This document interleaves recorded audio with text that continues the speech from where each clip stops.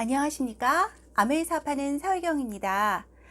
정말 다사다난했던 2020년이 어느덧 시간은 마지막을 향해서 달려가고 있습니다. 특히 올 2020년은 정말 도둑맞은 것 같은 시간인데요. 그러다 보니 다가오는 2021년만큼은 정말 정신 바짝 차리고 준비해야겠다는 그런 생각이 듭니다. 그래서 오늘은 저와 같이 정말 새로운 결심으로 새해를 맞이하시려고 하는 여러분들을 위해서 제가 꼭 한번 읽어보시면 좋을 만한 책으로 BJ 포그 박사의 티니 헤비츠라는 책을 소개해 드리려고 합니다. 이 책의 부제는 The Small Changes That Change Everything입니다. 작은 변화가 모든 것을 바꾼다는 뜻이죠. 연말연시가 다가오면 많은 분들이 후회도 하고 또 새로운 다짐도 하시죠. 후회하는 것은 아무래도 올해도 바꾸지 못한 습관이나 또 이루지 못한 목표들이 되고요. 또 다짐하는 것 또한 내년에는 새로운 습관을 만들고 꼭 목표를 달성하겠다는 것을 아마 다짐하실 겁니다. 대개는 뭐 다이어트에 대한 목표, 또 새로운 언어를 배우겠다, 또 운동을 하겠다, 금주를 하겠다, 금연을 하겠다 등등 이런 이제 목표들을 많이들 이렇게 세우시는데요. 이상하게도 매년 하나도 달성하지 못하고 후회하고 또 내년에 또 새롭게 다짐하고 이런 것들이 계속 반복되지 않습니까? 인도의 간디는 이런 말을 했습니다. 우리의 생각이 바뀌면 행동이 바뀌고 행동이 바뀌면 습관이 바뀌고 또 습관이 바뀌면 그 사람의 품성이 바뀌고 품성이 바뀌면 우리가 타고난 운명을 바꿀 수 있다고 했습니다. 이렇게 우리는 우리의 운명을 바꿀 수 있는 방법을 잘 알고 있는데요. 근데 뭐 약간 생각도 바뀌고 행동도 바뀌지만 그 행동이 습관으로 넘어가지가 않아서 대부분 실패하게 되는데요. 거의 작심삼일이죠. 왜 그럴까요? 우리의 의지가 약해서일까요? 아니면 우리가 너무 게을러서일까요? 그러나 이 책의 저자인 BJ 포그는 이것은 우리의 약한 의지나 게으름 때문이 아니라 우리의 행동 설계가 잘못되어서 그렇다고 말합니다. 저자는 우리에게 위대한 변화를 만드는 작은 습관을 쉽고 즐겁게 만들 수 있는 방법을 이 책을 통해서 우리에게 말해주고 있습니다. 그럼 우리의 행동을 통해서 습관을 바꿀 수 있는 성공 법칙을 알아보기 전에 먼저 이 책의 저자인 BJ 포그에 대해서 알아보도록 하겠습니다. BJ 포그는 스탠퍼드 대학교 행동설계 연구소장으로 미국 최고의 습관 설계 전문가이자 행동과학자입니다. 브링검영 대학교에서 언어학으로 학사와 석사를, 스탠퍼드 대학교에서 심리 커뮤니케이션으로 석사 박사학위를 받았습니다. 1997년도에는 우수한 심리학자에게 수여하는 맥코비상을 수상했고 잠시 실리콘밸리에서 일하다가 1998년 스탠퍼드 대학교 행동설계연구소를 창립했습니다. 연구소장으로 일하며 20여 년간 6만여 명이 넘는 사람들의 행동을 분석하고 그 이면에 작동하는 원리를 탐구했습니다. 2018년 포춘지에서 당신이 기억해야 할 10명의 새로운 구루로 선정됐습니다. 한때 극심한 스트레스와 불면증에 시달렸던 저자는 행동과학 이론을 자신에게 적용하면 불면증에서 탈출하고 건강한 습관을 만들 수 있지 않을까 생각하게 되었습니다. 그래서 여러 가지 시도 끝에 화장실에 다녀온 후 팔굽혀펴기 2회 하기, 양치질 후에 치실질, 이 하나에 치실질 하기 등 아주 사소한 행동이 습관을 만드는 가장 좋은 출발점이라는 사실을 알게 되었습니다. 그 뒤 행동과학과 또 자신의 경험을 결합해서 이론으로 정립하고 티니 헤비츠라고 이름을 붙였습니다. 지금 현재는 티니 헤비츠 아카데미를 통해서 전 세계 사람들의 습관 설계를 가르치고 있습니다. 이런 말을 들으시면 어떠십니까? 건강한 음식을 먹고 싶어. 또 주기적으로 운동을 하고 싶어. 아이들에게 좋은 말을 하고 싶어. 또 일찍 일어나고 싶어. 푹 자고 싶어. 이런 이야기를 들으면 대부분의 많은 사람들은 에이, 내가 안 해서 그렇지 저 정도는 내가 맘만 먹으면 얼마든지 할 수 있어 라고 생각한다고 합니다. 그러나 실제 저자가 참여했던 스탠퍼드 대학교 연구에 따르면 대답은 아니오라고 합니다. 실제로 아주 의지가 강하다고 생각하는 사람조차도 이 사소한 행동을 습관으로 옮기는 데는 굉장한 어려움을 겪는다고 합니다. 그 어려운 일을 저자는 쉽고 즐겁게 만들 수 있다고 주장합니다. 어떻게 하면 쉽고 즐겁게 습관 만들기를 성공할 수 있을까요? 좋은 습관을 만드는 데 성공하려면 저자는 지금부터 다음 세 가지는 반드시 지켜야 한다고 이야기하고 있습니다.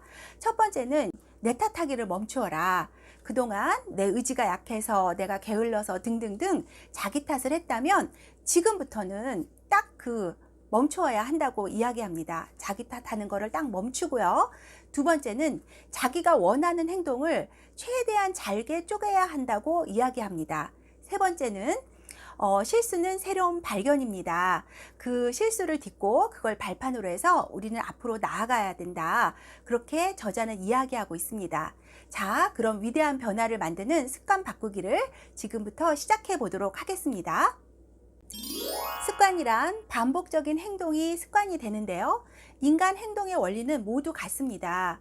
무엇이 인간을 움직이게 하는가? 저자는 이 인간 행동의 3요소를 이렇게 정의했습니다. B는 MAP, B는 behavior, 행동이고요. 이 행동은 M, motivation, 동기죠. 그 다음에 A, ability, 능력, 그 다음에 P는 prompt, 어떤 자극. 그래서 동기와 능력과 자극이 이 세 가지 요소가 결합됐을 때 인간은 행동이 일어난다고 합니다.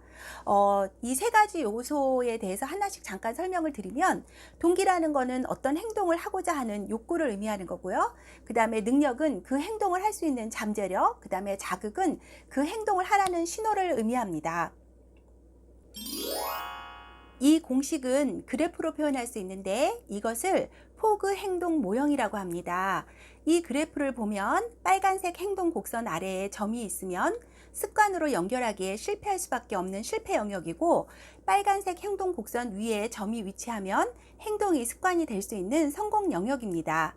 예를 들어 책상 정리를 해야겠다고 생각했을 때 행동으로 이어질 수 있는지 살펴볼 수 있는 그래프입니다. 어느 여성이 책상을 정리하도록 자극을 받았을 때 그녀의 동기와 능력이 어느 정도였는지 점의 위치가 알려줍니다. 이 예에서 보여주는 그래프는 동기는 중간 정도이고 능력 대비 책상 정리의 난이도는 낮은 편입니다. 이제 행동 곡선을 살펴보면 이 여성의 책상 정리를 할 가능성은 매우 높습니다.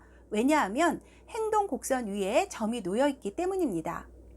어떤 행동이 행동 곡선 위, 아래로 가는지는 동기와 능력의 조합으로 결정됩니다. 행동을 결정하는 네 가지 원리가 있습니다. 첫 번째, 동기가 높을수록 행동할 가능성이 높아집니다.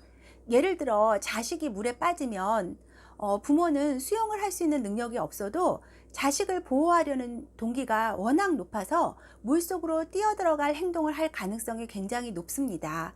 이 그래프 이해되시죠? 두 번째는 하기 어려운 행동일수록 행동할 가능성이 낮고, 쉬운 행동일수록 행동을 해서 습관이 될 가능성이 높습니다. 예를 들어 침대에서 휴대폰 보기 어떻습니까? 하기 굉장히 쉽죠. 즉, 할 능력이 굉장히 높다고 볼 수 있고요. 또 재미도 있죠. 동기도 굉장히 높습니다. 그래서 자기 전에 핸드폰 보다가 늦게 잠드는 것은 습관으로 이어질 가능성이 굉장히 높습니다. 반대로 하기 어려운 행동일수록 행동 가능성이 낮아지는데요. 매일 아이에게 책 한 권씩 읽어주는 일은 굉장히 힘든 일입니다. 그러나 책 표지 한 장 보여주는 일은 쉬운 일이죠. 어떤 행동을 습관으로 만들기 쉬울까요? 당연히 매일 책 한 권 읽어주겠다는 결심은 쉽게 습관이 되지 않습니다. 그러나 책 표지 한 장 보여주는 것은 습관으로 넘어갈 가능성이 많습니다. 그래서 아이에게 침대에서 책 읽어주는 것이 어려운 사람은 우선 책 표지를 한 장 보여주는 행동부터 시작하면 습관을 들여 나가기가 굉장히 쉬워집니다. 세 번째, 동기와 능력은 서로를 보완합니다. 그래서 어떤 행동이 행동 곡선 위쪽으로 놓이려면 동기와 능력을 모두 갖추어야 합니다.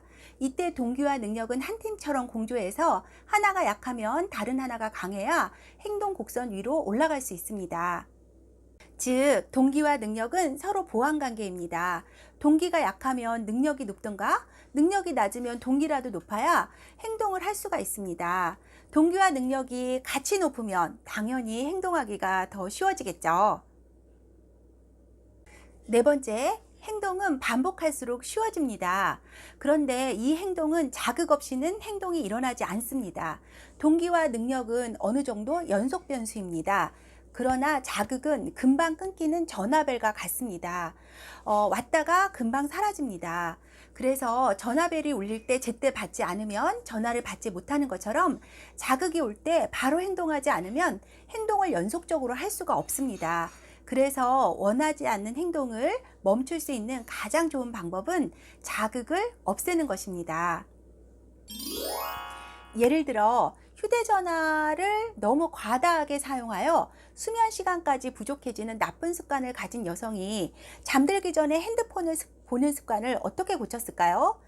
이 책에는 KT라는 여성으로 등장하는데요. 이 KT는 일단 이 KT의 휴대전화 사용 동기는 일단 강합니다. 재밌잖아요. 그리고 두 번째는 핸드폰을 보는 건 너무 쉬운 일입니다. 전혀 능력 면에서 문제가 될 게 없죠. 그러다 보니까 이 핸드폰을 보는 행동은 습관으로 연결되기가 굉장히 쉬운 일이었습니다. 그래서 찾아낸 최종 해결책은 자극을 줄이는 것이었습니다. 그래서 휴대전화를 주방에 두고 침실에는 구식 알람 시계를 두는 방식으로 이 문제를 해결했는데요. 잠들기 전에 휴대전화를 물리적으로 거리를 두어서 사용하기 어렵게 만든 것입니다. 그래서 결론을 말씀드리면 동기보다는 능력보다는 자극입니다. 예를 들어 팀 회의를 정각에 하고 싶은데 몇몇 직원들이 늘 몇 분씩 늦는다고 합시다. 어떻게 하면 이 문제를 해결할까요? 화를 낼까요? 벌을 줄까요? 우선 배운 대로 한번 차례차례 해보면 1번 1순위는 자극입니다. 어떤 행동을 하게 할 자극이 있는지를 확인해 보는 것입니다. 2순위는 능력입니다. 행위자에게 행동을 할 수 있는 능력이 있는지 확인해 보는 것입니다. 3순위는 동기입니다. 행위자가 행동을 하도록 동기부여가 되는지 확인해 보는 것입니다. 그래서 1번 자극을 먼저 찾아보면 지각하는 직원들에게 회의 시간을 알려줄 알람을 설정해 놓았는지를 물어볼 수 있습니다. 어쩌면 그 간단한 방법으로 문제를 해결할 수 있습니다. 화낼 필요가 전혀 없죠. 두 번째는 그 자극이 소용이 없을 수가 있습니다. 효과가 없을 경우에는 다음 단계로 넘어갑니다. 그 다음 단계는 직원들이 회의 시간을 지킬 능력이 있는지를 확인해 보는 작업입니다. 지각하는 직원들에게 무엇이 회의 시간을 지키기 어렵게 만드는지를 물어보는 것입니다. 어쩌면 지각하는 직원들은 직전까지 다른 회의에 참석하느라 늦게 오는 것일 수도 있습니다. 마지막으로 직원들에게 자극과 능력은 있는데 동기가 문제라고 가정해 봅시다. 예를 들어 회의에 참석하는 것이 너무 싫어서 꼼지락대다가 늦게 올 수도 있습니다. 이 경우에는 시간 엄수를 위한 동기부여 방법을 찾아야 합니다. 동기부여는 행동 문제 해결의 마지막 수단입니다. 그런데 우리는 어떤 행동을 유발하기 위해서 동기부여가 굉장히 중요한 요소라고 잘못 알고 있습니다. 그러나 실제로 동기는 파도와 같은 변덕쟁이라서 반짝 어떤 행동을 유발할 수 있는 요인은 될 수 있지만 높은 수준의 동기를 지속적으로 유지하는 것은 불가능합니다. 예를 들어 해마다 1억 명이 온라인 강의에 수강 신청을 하지만 그중 대부분은 중도 포기를 하고 연구에 따르면 끝까지 수강하는 사람은 10% 미만이라고 합니다. 이것은 이 사람들이 온라인 수강을 할 때, 수강 신청을 할 때 일으킨 행동이 동기에 기인했기 때문입니다. 결국은 동기는 장기적 변화에 도움이 되지 않습니다. 그래서 우리는 이 동기에 의한 열망과 얻고 싶은 결과는 행동이 아니라는 것을 이해하고 이 둘을 분리해야 합니다. 그 다음 어떻게 하느냐? 열망은 명확히 하고 행동은 구체적으로 해야 합니다. 그럼 이제부터 구체적인 행동 설계 7단계를 소개해 드리겠습니다. 1단계는 열망을 명확히 한다. 2단계는 행동 선택지를 탐색한다. 3단계는 자신에게 적합한 구체적인 행동을 찾는다. 4단계는 아주 작게 시작한다. 5단계는 적절한 자극을 준다. 6단계는 성공을 축하한다. 7단계는 반복하고 확대한다입니다. 1단계 열망을 명확히 한다부터 알아보겠습니다. 내가 하고 싶은 것은 무엇인가? 나의 꿈은 무엇인가? 나는 어떤 결과를 달성하고 싶은가? 이것은 지도와 같습니다. 지도가 명확해야 자신이 진정으로 하고 싶은 행동을 효율적으로 설계할 수 있습니다. 2단계 행동 선택지를 탐색한다. 이것은 구체화하기입니다.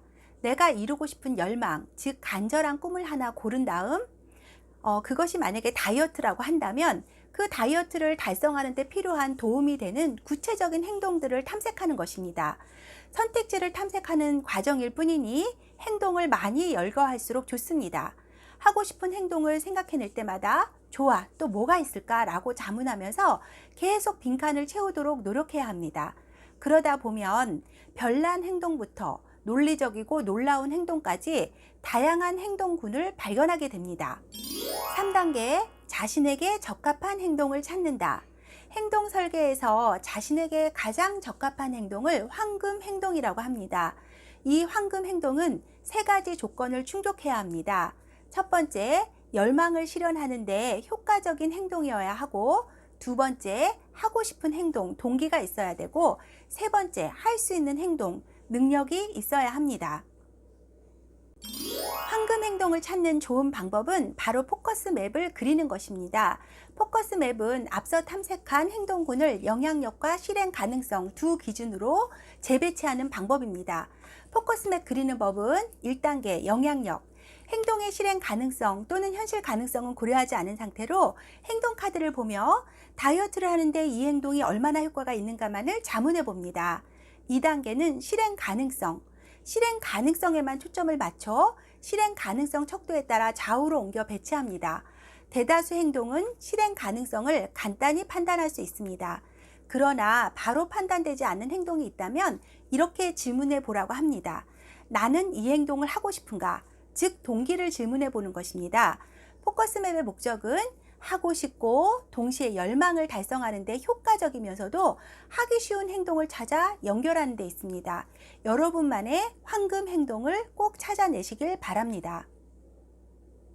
4단계 아주 작게 시작한다입니다. 여러분들은 포커스 맵을 통해서 황금 행동을 찾아내셨습니다. 그런 어떤 황금 행동을 하시려면, 특정 행동을 하려면 동기와 능력이 충분해서 행동 곡선 위쪽에 놓여야 합니다.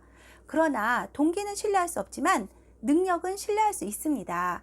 그래서 만약에 그 황금 행동 중에 하나가 팔굽혀펴기 20회 하기다 라고 만약에 찾아졌다면 그것을 여러분들이 습관으로 넘어가게 하기 위해서 그 팔굽혀펴기 20회 하기를 잘게 나누는 것입니다. 그래서 벽 짚고 팔굽혀펴기 2회 하기로 만약에 바꾸셨다면 그 행동은 막 동기부여를 받고 막 의지를 불태우지 않아도 쉽게 할 수 있는 행동이기 때문에 그 행동을 반복하다 보면 그 행동은 습관으로 넘어갈 확률이 많습니다.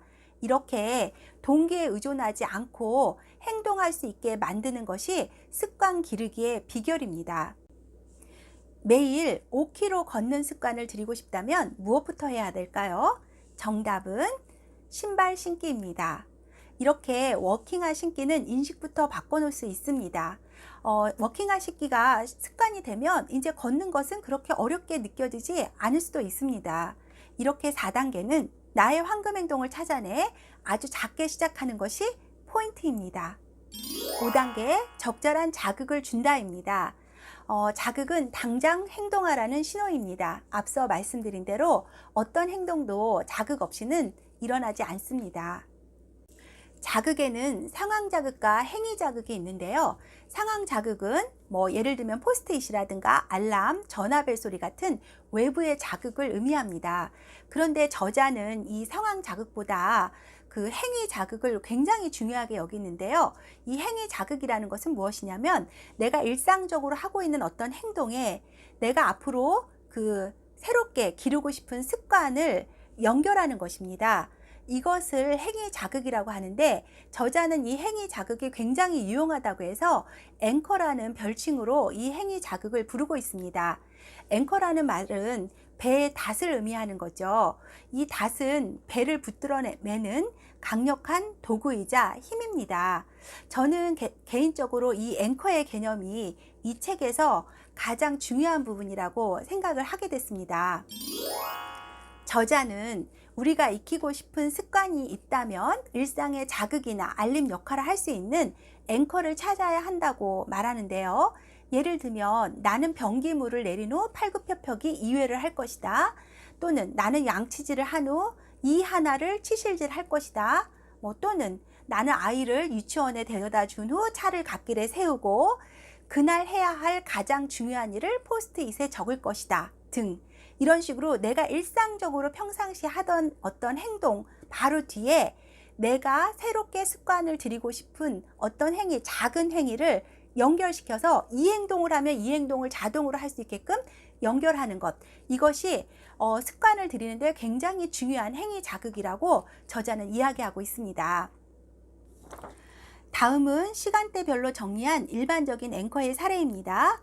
예를 들면 아침 일과 아침에 침대에서 내려선 후, 침대에서 일어나 앉은 후, 알람을 끈 후, 소변을 본 후, 변기에 물을 내린 후, 샤워기를 켠 후, 또 양치질을 한 후, 머리를 빗은 후, 침대를 정리한 후, 신발끈을 맨 후, 커피 메이커에 스위치를 켠 후, 커피를 따른 후, 식기세척기에 그릇을 넣은 후, 개에게 사료를 준 후, 자동차기를 꽂은 후, 그리고 주간의 일상이 있을 거고요. 그 다음에 저녁 일상의 예를 들면 퇴근해서 집에 들어온 후, 열쇠를 걸어둔 후, 핸드백을 내려놓은 후, 개의 목줄을 걸어둔 후, 식탁에 앉은 후, 저녁 식사에 쓴 그릇을 식기세척기에 넣은 후, 식기세척기를 작동시킨 후, TV를 끈 후, 베개를 벤 후.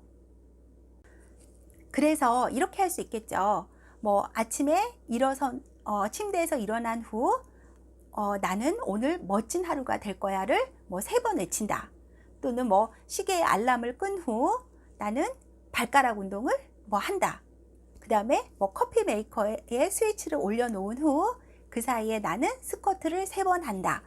이런 식으로 내가 늘상 일상적으로 하는 것에 내가 새롭게 드리고 싶은 습관, 작은 행동을 연결시키는 것입니다. 베개를 벤 후 오늘 하루 감사했습니다 하고 감사한 일 3가지를 연상하고 잠든다 등, 이런 식으로 연결시키는 것이 바로 우리가 작은 행동을 습관으로 연결하는데 굉장히 효율적인 방법이라고 저자는 이야기하고 있는 것입니다. 그런데 우리가 이렇게 앵커를 찾아내서 내가 습관 들이고 싶은 어떤 행동을 연결시킨다 하더라도 이게 잘 행동이 안 될 경우도 있지 않습니까? 그래서 저자는 그럴 경우에는 이 앵커에서 한 단계 더 나아가서 트레일링 엣지를 찾으라고 합니다. 트레일링 엣지는 무슨 자동차나 비행기의 어떤 끝부분인데요. 여기에 따라서 바람의 방향이 바뀐다고 합니다. 그래서 이 트레일링 엣지라는 건 뭐냐면 내가 하는 행동의 마지막 끝부분인데요. 나는 소변을 본 후 팔굽혀펴기 2회를 하겠다라고 했는데 그게 잘 행동이 안 되면 내가 소변을 보는 행동 중에서 가장 마지막에 하는 행동이 뭔지를 찾아보라는 것입니다. 그러면 잘 생각해 보면 우리는 소변을 본 후 변기에 물을 내리는 것을 가장 마지막에 하기 때문에 나는 소변을 본 후 팔굽혀펴기 2회를 하겠다라는 것을 바꿔서 나는 변기에 물을 내린 후 팔굽혀펴기 2회를 하겠다라고 연결을 시키면 이걸 행동으로 연결할 가능성이 훨씬 높아진다고 합니다. 이렇게 트레일링 엣지를 사용해서 습관 레시피를 좀 더 구체화시키면 우리의 성공 가능성을 크게 높일 수 있다고 합니다. 6번째 단계는 성공을 축하하는 것입니다. 긍정적인 경험은 뇌를 중독시킵니다. 아이가 걸음마를 배울 때 수도 없이 넘어지지만 아이는 계속해서 도전해서 끝내 걸음마를 완성합니다. 그때 부모들은 아이가 넘어졌다가 몇 발자국 걸어도 막 축하하고 격려하고 응원합니다. 그때 그렇게 적절한 순간에 축하와 격려를 받은 아이의 뇌는 걸음마를 빨리 배우는데 도움을 줍니다. 일반적으로 컴퓨터 게임은 초반 레벨을 쉽게 만들어서 어떤 성공의 느낌을 경험할 수 있게 하는데요. 이런 성공의 느낌은 사람을 기분 좋게 하고 이렇게 즐거운 감정은 뇌에서 도파민이라는 신경 전달 물질의 생산을 촉진합니다. 이 도파민이란 물질은 우리 뇌의 보상 체계를 통제해서 내가 기분이 좋아지는 행동을 기억하고 그리고 그 행동을 반복할 수 있게 해주는 것이 바로 그 도파민이라는 물질입니다. 긍정적인 감정이 행동과 결부되면 아주 빠르게 습관이 됩니다. 결론은 감정이 습관을 만듭니다. 그래서 방법은 내가 어떤 습관을 만드는데 필요한 어떤 행동을 했다면 즉각적으로 바로 축하를 해주는 것입니다. 즉각적인 것이 중요한 이유는 보상은 타이밍이 중요하기 때문입니다. 행동과학자들은 보상이 행동 도중 또는 직후에 바로 일어나야 한다는 것을 수십 년 전부터 알았다고 합니다. 자신에게 효과적인 축하 방법을 찾아서 새로운 행동을 한 직후에 축하를 하면 뇌는 새로운 패턴을 형성합니다. 그 이후에는 그 행동이 자동으로 나오도록 뇌가 돕기 시작합니다. 그러나 일단 습관이 정착되면 더 이상 축하는 선택사항이 됩니다. 왜냐하면 같은 습관을 영원히 축하할 필요는 없기 때문입니다. 그럼 축하는 어떻게 하느냐? 여러분들이 어떤 새로운 행동을 했을 때 바로 즉각적으로 굿, 잘했어, 야호, 나이스 등등 여러분들이 하고 싶은 대로 여러분들 스스로를 축하하고 격려하면 되고요. 그래서 결론은 어떤 작은 행동을 일상의 앵커라고 하는 자극에 연결시키고 그걸 해냈을 때 즉각적인 축하를 하게 되면 이게 바로 습관을 완성시키는 공식이 되는 것입니다. 7번째 단계는 반복하고 확대한다입니다. 성공은 성공으로 이어진다는 말은 너무나 유명한 말입니다. 처음에 요가 매트를 깔고 심호흡 3번 하는 것으로 시작해서 나중에는 30분 동안 앉아서 명상하는 것으로 이어질 수 있습니다. 왜냐하면 습관은 반복하게 되면 자라나면서 확대되기 때문입니다. 마지막으로 제가 가장 인상 깊었던 부분을 소개해드리고 싶은데요. 바로 나쁜 습관 없애기입니다. 1단계는 새로운 습관을 만드는데 집중하라는 것입니다. 대부분 기존의 나쁜 습관을 고치려고 애를 많이 쓰는데요. 거기서 힘을 쓰지 말고 새로운 습관을 먼저 들이는데 집중하는 것이 중요하다는 것입니다. 예를 들어 다이어트를 해야 하는데 식이 조절과 운동을 해야 합니다. 그런데 식이 조절이 정말 되지 않습니다. 그럴 때 기존에 조절되지 않는 식이 습관을 고치려는 데 집중하지 말고 차라리 새로운 습관인 운동을 습관화하는 데 집중하라는 것입니다. 그 다음 2단계는 예전에 나쁜 습관을 멈추는 데 집중하는 것입니다. 운동하는 데 먼저 집중해서 운동이 자연스럽게 습관이 되면 그 다음에는 나쁜 식이 습관을 멈추도록 집중하는 데 힘을 쏟으면 되는 것입니다. 저는 이것이 왜 그동안 이렇게 사는 게 그토록 힘들었는지를 알려주는 어떤 깨달음 같았습니다. 두 가지 목표를 같이 달성할 수는 없습니다. 그건 정말 어려운 일입니다. 좋은 습관 먼저 들이고 나쁜 습관을 없애는 것이 순서였습니다. 자, 이것으로 행동과학자 BJ 포그의 작은 행동으로 위대한 변화를 이끌어내는 방법을 알아보았습니다. 이 책을 읽다 보면 왜 BJ 포그를 행동과학자라고 부르는지 알 수 있습니다. 이 책은 우리가 흔히 알고 있듯이 이런 행동, 이런 좋은 습관을 들이면 좋아요 라는 것을 소개하는 그런 책이 아닙니다. 이 책은 인간 행동 이면, 그 뒤에 숨어있는 인간의 심리와 행동 패턴을 아주 세분화시켜서 하나하나 설명해내는 과학책과도 같은 책입니다. 2021년 새로운 나로 거듭나 새해를 맞이하고 싶다고 생각하시는 여러분들에게 이 책을 꼭 추천하고 싶습니다. 과학은 말 그대로 원리입니다. 그래서 우리의 행동 습관을 과학적 원리에 입각해서 설계해 나가면 반드시 원하는 결과를 만들어내는 것은 자명한 이치입니다. BJ 포그는 2016년 어느 날 밤 자신이 탄 비행기가 추락하는 꿈을 꾸었다고 합니다. 그 추락하는 비행기 속에서 BJ 포그는 자신이 죽을 것을 알고 있었는데요. 그 순간 어떤 공포나 두려움보다는 후회가 가득했다고 합니다.